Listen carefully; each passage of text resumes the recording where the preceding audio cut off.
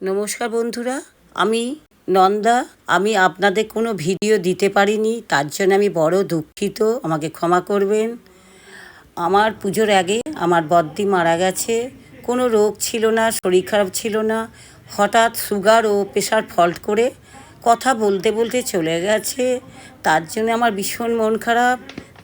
আমার বাড়ির লোক বলছে এবার ভিডিও দাও, 6 মাস হয়ে গেল দেখতে দেখতে দিদি মারা গেছে। আমি কিন্তু আজকে একটা ভিডিও করছি, যদি ভুলভ্রান্তি হয় আমাকে ক্ষমা করে দেবেন। প্রথমে কড়াইতে তেল দিয়ে 5 ফোড়ন, তেজপাতা, শুকনো লঙ্কা দিয়ে আমি একটু ভেজে নিলাম। আলু আর বেগুন দিয়ে আরও দুটো কাঁচা লঙ্কা দিয়ে আরও ভালো করে ভেজে নিয়ে নুন হলুদ দিয়ে আরও কষিয়ে নিলাম। এটা ছোলার শাক হবে। ছোলার শাক এত সুন্দর খেতে, ছোলার শাক কিন্তু খুবই ভালো। কিন্তু 1 চামচ আমি চিনিও দিলাম, চিনিটা না দিলে কিন্তু খেতে ভালো লাগবে না। দিয়ে নেড়েচেড়ে ঢাকা দিয়ে দিলাম। আমি একটু খুলে দেখে নিলাম, শাকটা হয়ে গেছে সেদ্ধ। আমি একটা ডিশের মধ্যে নিয়ে নিলাম। কিন্তু আমি আগে থেকে বাদামটা ভেজে রেখেছিলাম, আপনাদের দেখানো হয়নি।